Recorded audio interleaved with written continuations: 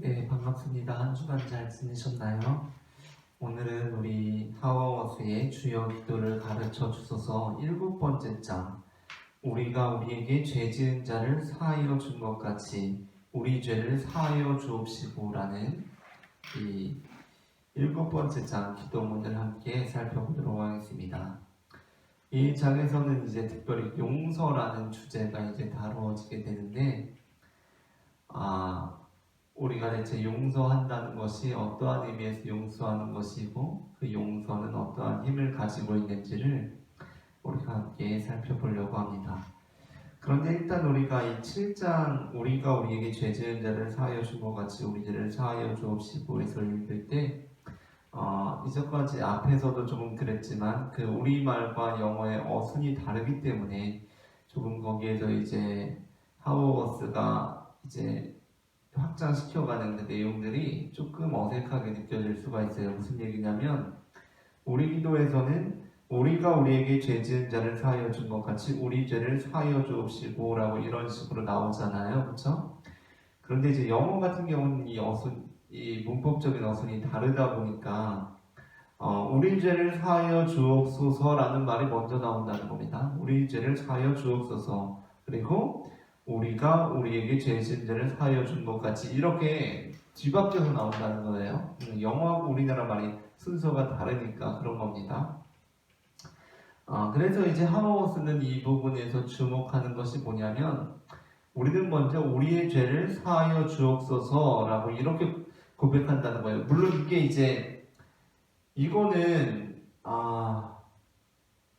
그래도 이 맥락은 우리가 우리 죄를 사하여 우리가 우리에게 죄 지은 자를 사하여 준 것 같이 우리 죄를 사하여 주옵시고라는 이 맥락인데, 그러니까 이 말의 순서가 우리 죄를 사하여 주옵소서가 먼저 나온다고 해도 시간상으로는 뭐냐면 우리가 우리에게 죄 지은 자를 사하여 준 것 같이 우리 죄를 사하여 달라고 그렇게 간청하는 거거든요. 그런데 하워워스는 어쨌든 간에 우리가 우리에게 죄 지은 자를 사하여 준 것 같이라고 말을 발설하기 전에 우리 죄를 사하여 주옵소서라고 발설한다는 거에 일단 주목합니다. 그래서 우리는 먼저 하나님께 용서함을 받아야 한다. 우리가 먼저 사함을 받아야 한다라는 것에 이제 집중을 해요. 물론 저 역시도 이 본문을 통하여서 제가 마태복음 강의를 하면서 주기도문은 이 안에 그냥 포함시켜서 거의 다루지를 않았지만 이 전체 본문 안에 포함시켜서 거의 다루지를 않았지만 우리 교재에도 나오지만 마태복음 18장에 보면은 용서에 관한 문제가 다시 한번 나옵니다. 무슨 내용이냐면 이제 베드로가 예수님께 묻는 거죠. 예수님, 형제를 용서하려면 몇 번 용서해야 합니까? 7번 정도 하면 됩니까? 라고 그렇게 여쭤보죠. 사실 7번도 엄청나게 많이 용서하는 거잖아요. 그렇죠? 7번 용서하기 어렵습니다. 그렇죠? 일평생 살면서 7번 정도 용서할 수는 있겠지만 형제가 범죄하면이라고 하잖아요. 똑같은 사람이 지금 똑같이 계속 범죄하고 있는 상황을 가정한 거거든요. 7번 동안 용서하는 게 쉽지 않아요. 그런데 예수님께서 뭐라고 대답하시죠? 70번씩 7번이라도 그렇게 용서해라 라고 그렇게 예수님께서 말씀하시잖아요. 70번씩 7번이라도 용서해라 그렇게 예수님께서 말씀하시면서 비유를 하나 들려주신단 말이에요. 거기에서 예수님께서 마태복음 18장에서 무슨 비유냐면 이제 1만 달란트 탕감받은 자의 비유죠. 굉장히 많은 빚을 탕감받았는데 가다가 자신에게 그거에 비하자면 정말 보잘것없는 금액을 이제 빚진 사람을 만나게 된 겁니다. 그래서 그 사람의 빚을 탕감해주지 않죠. 그래서 이제 다시 소환되어서 이 사람이 그 왕에게 벌을 당하게 되는 내용입니다. 우리가 이 주기도문을 읽을 때도 우리에게 죄 지은 자를 사하여 준 것 같이라고 되어 있는데 아마도 대부분의 성경에 주가 달려있는 성경에는 그 아래 성경 아래 보시면 빚진 자를 탕감하여 준 것 같이 우리 빚도 탕감하여 주옵시고라고 기록이 되어 있을 거예요. 그 성경에서 신약 성경에서 죄를 말하는 것이 사실 빚이라는 것과 아주 밀접한 관련이 있거든요. 빚을 진다는 것과. 그래서 이제 이 빚을 탕감해 주는 내용하고 이게 밀접하게 관련이 되어 있다는 겁니다. 그래서 이제 그 맥락하고 살펴볼 때는 이게 맞아요. 우리는 용서를 받았기 때문에 용서할 수 있는 겁니다. 그렇죠?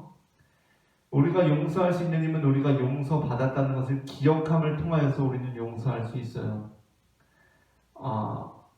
그게 저 역시도 마태복음을 통하여서 제가 주장하고자 하는 메시지예요. 그런데 이제 이거는 조금 제가 설교를 한다면 지금 여기에서 다루는 내용들을 다루진 않을 거예요. 그러나 지금 설교가 아니기 때문에 제가 설교를 그런 식으로 하면서도 걸림이 되는 부분이 있어요. 뭐냐면 바로 이 부분입니다. 주기도문의 부분이에요. 아까 같은 마태복음 본문이고 그거에 영향이 분명히 있기 때문에 저는 우리의 용서에 대해서 말할 때 우리는 너무나 큰 용서를 받았기 때문에 다른 사람들을 용서하는 삶을 살아가고 그 용서에 힘을 내야 한다 라고 그렇게 설교를 할 것이고 그렇게 말을 했지만 이 본문은 조금 달라요. 맥락이. 이 본문은 다릅니다. 분명히 하우어스는 우리의 죄를 사하여 주옵소서 라고 먼저 말하는 것이 너무나도 중요하지만 이 맥락은 그걸 설령 먼저 말한다고 어순상 먼저 말한다고 하더라도 우리가 우리에게 죄 지은 자를 사하여 준 것 같이 우리가 우리의 죄를 우리에게 죄 지은 자를 사하여 준 것처럼 우리 죄를 용서해 주옵소서 라고 담대히 간청하는 거거든요. 그렇다면 여기에서는 우리가 용서를 받는 것보다 더 그 조건으로서 주어진 것이 있어요. 뭐죠? 우리가 다른 사람의 죄를 용서해 주는 거예요. 이게 굉장히 이게 다른 부분입니다. 마태복음서 안에 나오지만 그래서 이제 이게 고민스러운 부분이에요. 사실은. 왜 그러냐 하면 그냥 넘어갈 수 있는 부분이 아니라는 것이 왜 그러냐 하면 이 주기도문을 전체적으로 한번 살펴볼 필요가 있습니다. 예수님께서 산상수훈을 하세요. 산상수훈 하시면서 심령이 가난한 자는 하면서 시작하시죠.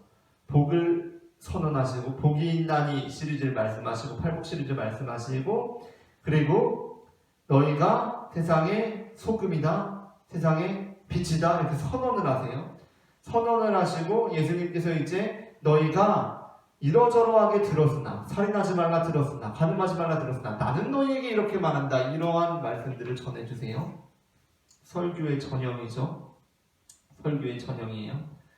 이제 본문이 있고 그러나 그 본문에 대해서 본문을 단순히 추종하는 것이 아니라 본문이 진짜 의미하였던 바를 다시 한번 우리의 이 시대의 삶의 언어로 번역해서 그것과 설령 정반대의 의미를 가진다고 할지라도 그것의 참된 의미라고 여겨지기 때문에 그렇게 설파를 하는 거거든요. 그것이 설교의 진정한 의미겠죠. 그러므로 본문은 훼손되지 않고요. 언뜻 보기엔 본문이 훼손되는 것 같지만 본문의 참 의미가 발견되는 거죠. 살인하지 말라라는 본문이 있습니다. 그걸 예수님께서 훼손하고 계신 것이 아니에요. 너희가 그렇게 들었지만 나는 너에게 이렇게 말한다라고 말씀하시는 거거든요. 그리고 그렇게 말씀하심으로써 살인하지 말라는 그 의미가 다시 한번 그 상황 속에서 참 의미를 갖게 되는 거죠. 그걸 예수님께서 말씀하시고 그 다음에 이제 예수님께서 마태복음 6장에서 말씀하시는 게 뭐냐면 산상수훈 그렇게 쭉 이어지고 나서 구제에 대해서 기도에 대해서 금식에 대해서 말씀하시는 겁니다. 6장에서 유대인들의 경건행위 대표적인 것 세 가지예요. 마태복음은 유대인들을 굉장히 유념하고 기록하였기 때문에 구제, 기도 그리고 금식 이거에 대해서 말하고 있는 겁니다. 그러면서 예수님께서 너희는 이렇게 구제하지 말아라. 이렇게 구제해요. 그러면서 이제 세계에서 계속해서 연습돼서 나오는 게 뭐죠? 은밀히 보고 계신 하늘아버지께서 보고 계신다 라는 거예요. 구제할 때 은밀하게 해라. 기도할 때 은밀하게 해라. 그리고 금식할 때 은밀하게 해라. 이게 이 세 가지 주제에 이제 계속해서 나오는 겁니다. 그렇게 이제 기도가 나오고 있는 거예요. 자, 이 지점 찾으려고 했던 거예요. 그렇게 지금 주기도문이 가르쳐주고 있는 거예요. 그 기도 안에서 은밀히 기도하라 라는 그 기도 안에서 너희는 이렇게 기도해라 라고 하고 이 기도가 이제 나오고 있는 건데 이 기도가 나오고 나서 예수님께서 다시 한번 이 기도의 중요점에 대해서 다시 한번 부차적으로 설명을 하세요. 주기도문에 대해서. 근데 그 부차적인 설명이 달려있는 게 바로 오늘 본문에 관한 겁니다. 다른 부분들에 대해서는 부차적인 설명이 없어요. 근데 주기도문 이렇게 해라, 기도를 이렇게 해라 가르쳐 주시고 나서 부차적으로 설명을 딱 하나 더 하세요. 근데 굉장히 긴 설명이거든요. 이 기도의 내용과 관련해서 설명으로 보면 굉장히 긴 설명이에요. 오늘 본문에 관한 겁니다. 근데 이 본문에 관한 설명이 뭐냐면 마태복음 6장 14절부터 15절입니다.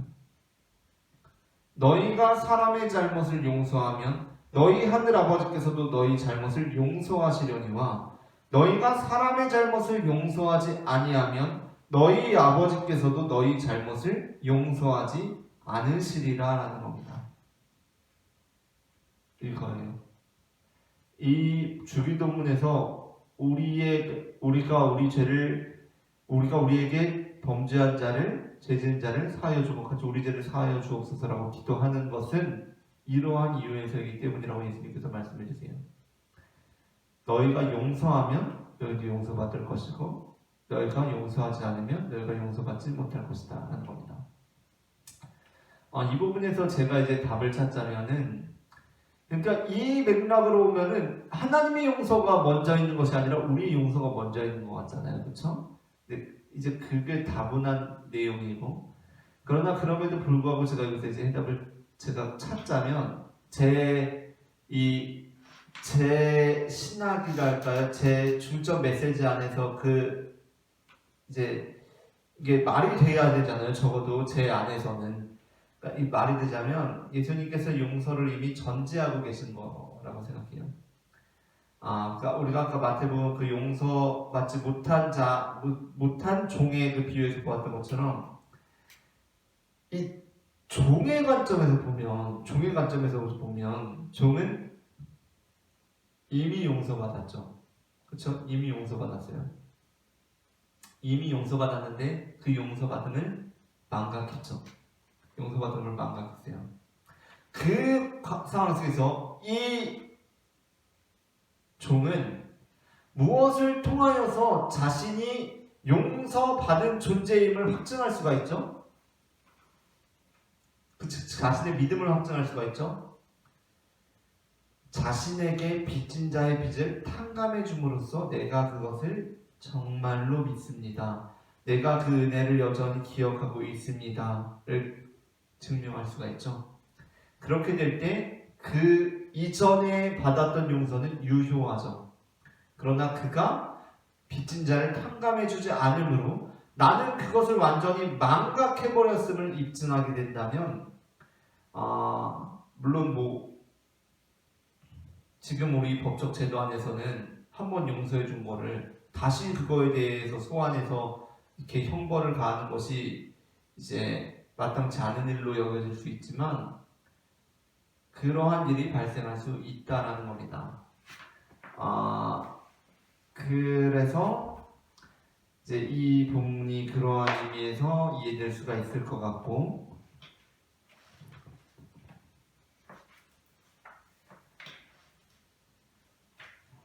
두 부분을 이제 마지막으로 이제 다루고 마치려고 하는데요.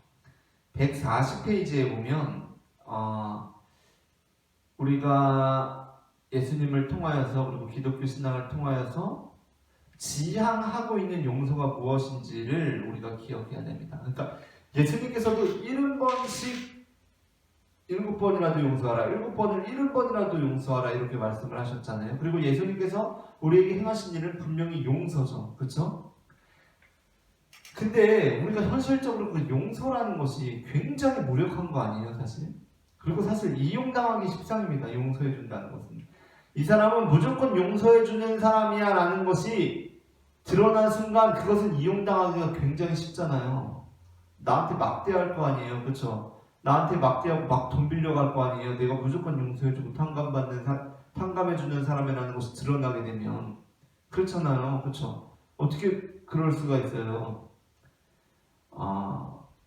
우리가 그러나 따르는 용서는 그게 아니라는 겁니다.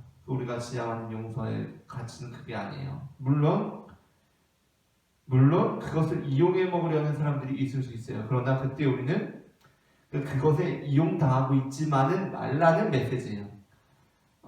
우리는 용서하는 사람들이 되어야 돼요. 그러나 그 용서가 지금 지향하고 있는 것이 무엇인지를 우리는 분명히 알아야 됩니다. 140페이지. 우리에게 다른 이들을 용서하라고 명령하실 때 예수께서는 우리가 겪은 불의가 사소한 문제라고 말씀하시는 것이 아니다. 너가 겪은 거 사실 별거 아니야. 내가 너를 위해 십자가에 달렸는데 너는 그것도 용서 못해줘? 라고 예수님께서 말씀하시는 게 아니라는 거예요.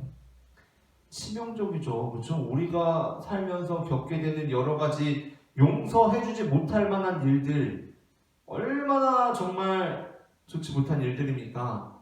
결코 사소한 문제라고 말씀하시는 것이 아니라는 거예요. 우리가 범하는 죄는 고통을 야기한다. 또 우리가 당한 죄도 고통을 야기한다. 정확히 말하자면 예수께서는 죄가 우리의 인생 이야기에 결정적 영향을 끼치도록 놔두지 않으신다. 우리에게 용서하라고 명령하실 때 예수께서는 우리를 동네 북으로 만들거나 오른쪽 뺨을 맞고도 다시 왼쪽 뺨을 내놓음으로써 갑절로 희생당하는 희생자 집단을 만들고 계신 것도 아니다. 예수께서는 희생자를 만들어내는 일에 관심이 없다. 세상은 이미 충분한 희생자를 만들어내고 있지 않은가 라는 겁니다. 오히려 우리에게 용서하라고 명령하실 때 예수께서는 우리에게 책임을 떠맡으라고, 세상을 바꾸라고, 끝없이 돌고 도는 보복과 복수의 쳇바퀴를 멈춰 세우라고 초대하고 계시는 것이다. 우리는 그저 순순히 해를 당하고 받은 상처를 어루만지고 당한 만큼 되갚아줄 날을 기다리며 있을 것이 아니다. 우리는 책임을 떠맡을 수 있고 상황을 바꿀 수 있고 희생자가 아니라 승리자가 될 수 있다. 다시 말해 우리는 용서할 수 있다 라는 겁니다.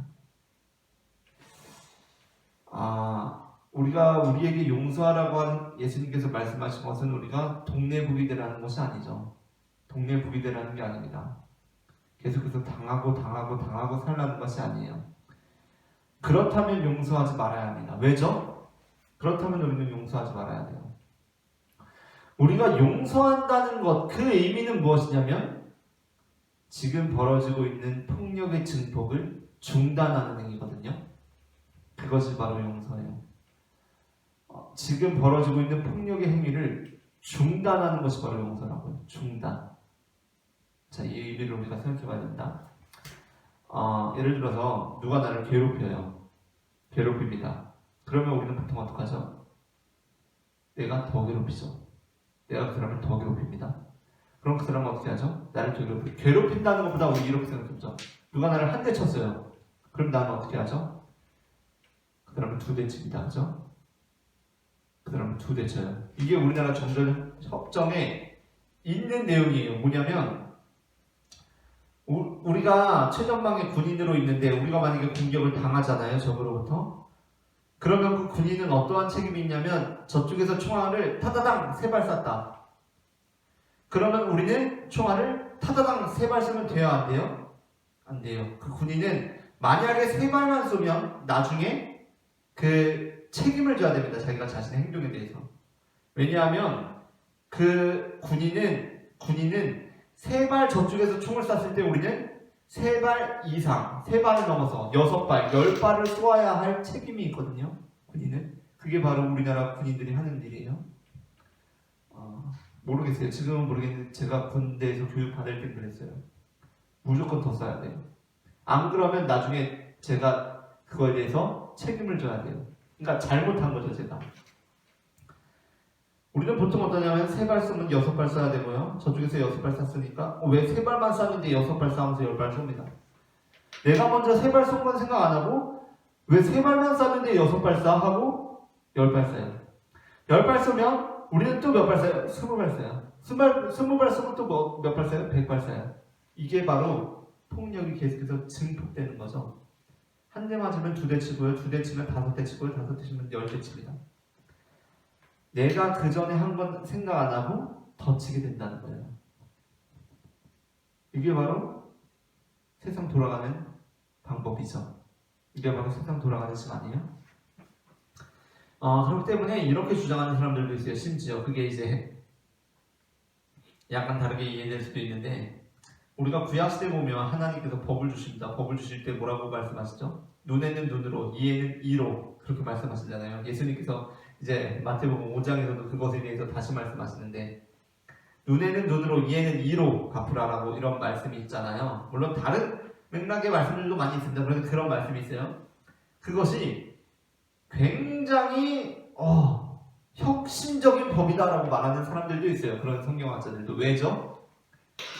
우리는 보통 한쪽 눈을 당하면 눈하고 코를 공격한다고요.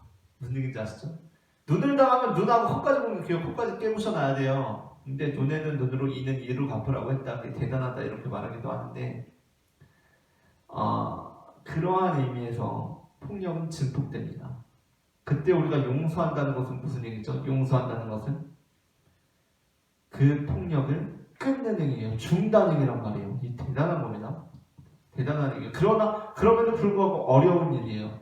근데 어려운 일이지만 결국에는 그것이 나까지 살게 하는 일이에요. 그죠? 한 대 쳤다고 두 대 치고 두 대 쳤다고 다섯 대 치면 결국 다섯 대는 내가 맞잖아요. 그럼 또 10대 쳐요. 10대 쳐. 10대 치면 또 20대 쳐. 이러면서 우리의 인생 자체가 어떻게 돼요? 완전히 피폐해진다는 얘기예요. 완전히. 그 악순환의 고리에 얽혀 들어가가지고 거기에서 그냥 치고 완전히 진흙탕 싸움이 되는 삶으로 인생을 마감하게 된단 말이에요. 그렇게 되면. 그래서 이 용서를 말씀하신다는 건 뭐예요? 그 일을 중단해버리는 겁니다. 중단. 이것이 중요해요. 이것이 용서의 의미예요. 이것이 바로 하워스가 140페이지에서 말하고 있는 것이죠. 중단함으로써 세상을 바꿔라. 너의 인생을 바꾸라는 겁니다. 한 대 맞았어요. 3대 쳤어요. 5대 맞았어요. 10대 쳤어요. 20대 맞았어요. 그때 깨달아요. 이거는 아니다. 물론 제가 잘못했는데 이건 아니다. 내 인생이 이렇게 돌아가는 건 아니다. 중단 선언을 하는 겁니다. 난 너를 용서하겠다. 때리지 않겠다. 라고요. 그러면 이제 저쪽에서 더 때릴 명분이 사라지죠. 그러면서 나는 새로운 시작을 할 수 있게 되는 겁니다. 자, 바로 그러한 의미의 용서예요. 그러한 의미의 용서입니다. 용서가 지향하는 방향은 바로 그쪽이라는 거예요. 그렇기 때문에 이게 중요해요. 우리 보러 용서하라는 것은 동네북이 되라는 얘기가 아니라는 거예요. 무슨 얘기인지 아세요? 정신승리하자는 얘기가 아니라는 겁니다. 자, 우리의 용서의 지향점은 분명히 이 부분이라고 제가 말씀을 드렸어요. 분명히 이 부분입니다. 폭력이 종식되기 위해서 우리는 용서를 하는 거예요. 그런데 한 대 맞았어요. 용서했더니 3대 쳐요. 용서했더니 5대 쳐요. 용서했더니 10대 쳐요. 물론 그 방식을 통하여서 치는 이로 하여금 스스로 부끄러움을 느끼게 하고 그로부터 돌아서게 하는 것이 우리의 지향점이죠. 그죠? 우리의 지향점이에요. 그것이 그게 지향점이에요. 그러나 그럼에도 불구하고 우리가 늘 기억해야 할 것은 이게 지금 우리가 원하는 상황은 아니라는 겁니다. 이게 지금 우리가 원하는 상황은 아니고 우리가 용서함을 통해서 이것을 원하고 있는 것은 아니에요. 무슨 얘기인지 아시죠? 지금 증폭되고 있잖아요. 폭력이. 가만히 있네? 이게 뭐야? 폭력이 증폭되고 있다고요. 이거는 우리가 용서함을 통해서 지향할 바가 분명히 아니죠.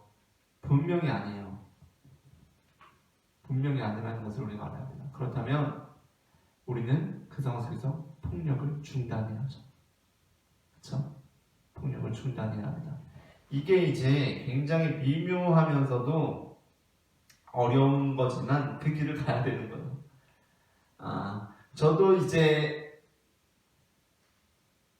우리가 개인 중심적으로 보자면 그것이 저에게 은혜가 되었기 때문에 그리고 그것이 제가 구원받은 메시지이기 때문에 하나님께서는 우리를 계속 용서해 주세요. 그것이 바로 십자가의 보혈을 통해서 우리 이루신 일이죠.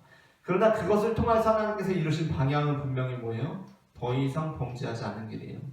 우리가 레미제라블을 통하여서 제가 가장 그것이 제 이제 근거로 작용하고 있는 신앙인데 미리엘 주교가 장발장을 용서해 줌으로써 실현한 일은 뭐냐면 더 이상 도둑질하면서 살지 않게 되는 삶이죠. 물론 그거를 악용하는 자들이 있어요. 그거에 대해서도 하나님께서는 어떻게 하실까요? 그거에 대해서도 용서하실 거예요. 우리가 그것을 용서하지 못하는 것을 하나님께서는 안타까워하실 겁니다. 그게 이제 제 핵심 메시지예요. 그러나 그럼에도 불구하고 그것이 더 예리하게 가다듬어져야 되는 부분이 분명히 있어요. 뭐냐면 그걸 계속해서 악용하게 내비두는 것은 지금 미래의 주주가 원하는 일은 아니죠. 그가 계속해서 그러면서 계속 훔쳐서 용서해주니 계속해서 도둑질하면서 사는 것은 분명히 이 사람이 용서해주는 사람이 원하는 삶은 아니라고요. 그렇다면 폭력이 증폭되지 않는 것이 용서의 기본적인 지향점이었기 때문에 다른 방향으로서 폭력을 지향하지 않는 길로 나아가게 해야 될 필요가 분명히 있다는 것이고, 그렇기 때문에 기독교 안에서는 여전히 사랑과 정의라는 것, 용서와 심판이라는 것이 늘 그 줄타기를 하면서 가는 겁니다. 왜냐하면 그것이 양쪽 모두에서 악용될 소지가 있기 때문에 그런 거예요. 그래서 그것이 미묘하지만 저 역시도 조심스럽지만 그럴 때는 우리가 용서하지 않는 것이 용서가 지향하는, 말 그대로 폭력을 중단시키는 방법이 될 수 있다는 겁니다. 그거예요. 자, 이제 마지막으로는 다시 폭력에 대해서 용서가 가지는 힘, 그리고 기독교만이 행할 수 있는 일, 이것을 이제 하우어스가 이제 빌리 그레이엄 목사님의 설교를 통하여서 이렇게 하는데, 이 부분을 읽으면 말 그대로 하우어스의 말대로 빌리 그레이엄의 목사님을 잘 모르고 설령 그분의 그 설교나 사상에 동의하지 않을지라도 경이감이 듭니다. 경이감. 정말로. 저라면 그렇게 못했을 것 같아요. 정말로. 자, 142페이지부터 143페이지. 142페이지 이제 그 시작되는 문단이 있어요. 3분의 2 지점에. 용서는 자연적인 것이 아니다. 이것이 바로 우리가 우리에게 죄 지은 자를 사하여 준 것 같이 우리 죄를 사하여 주옵시고라고 날마다 기도해야 하는 이유다. 오클라호마 폭탄 테러가 있은 직후 어떤 폭탄 테러가 있었던 거예요. 그 직후에 도시 전역에 큰 추도식이 있었다. 빌리 그레이엄 목사가 연사로 나왔다. 그러니까 우리나라에도 가끔 막 그런 일이 있었잖아요. 막 지하철에 막 방화하고 막 이런 정말 상상하기 싫은 그런 일들이 있지 않습니까? 그래서 수많은 희생자가 나와서 이제 추모가 있는 거예요. 그 일을 벌인 사람이 있고, 그때 빌리 그레이엄 목사님이 나와서 이제 연사로 나와서 말씀을 전하시는 거죠. 그는 이런 말로 입을 열었다. 우리가 여러분과 함께 이 자리에 있는 것은 치유가 시작되도록 하기 위함입니다. 우리가 여기에 있는 것은 이 나라 전체가 비탄에 빠진 여러분과 함께 있음을 보여주기 위함입니다. 그리고 이렇게 말합니다. 우리가 여기 있는 것은 용서하기 위함입니다.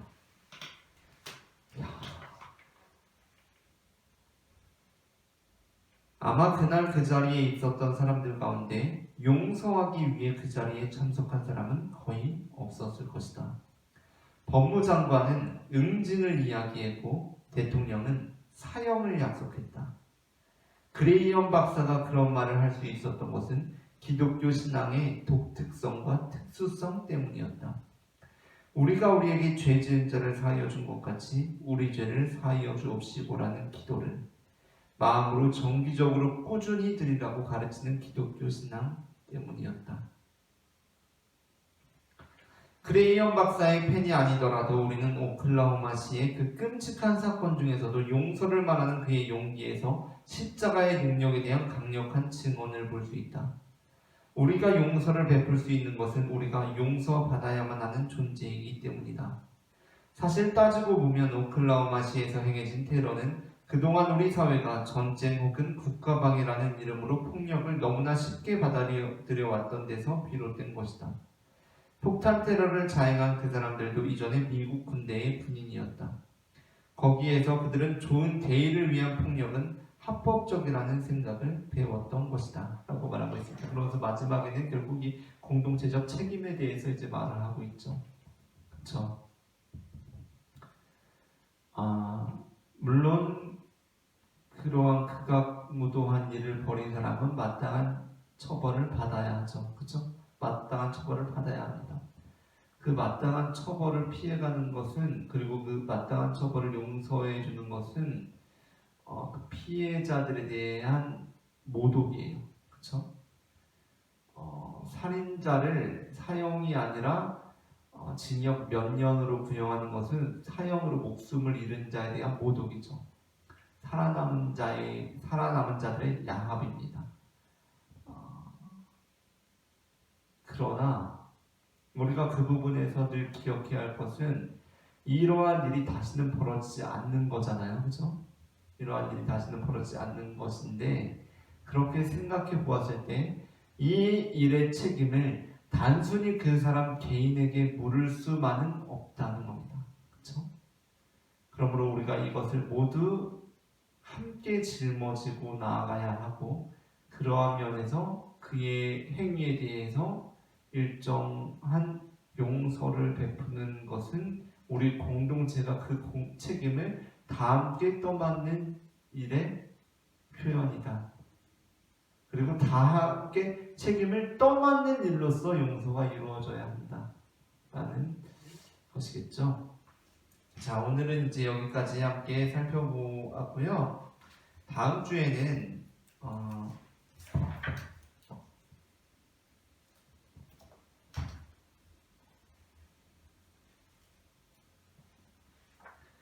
8장 우리를 시험에 들게 하지 마시옵고 다만 악에서 구하옵소서라는 구절을 기도문을 통하여서 찾아뵙도록 하겠습니다. 감사합니다.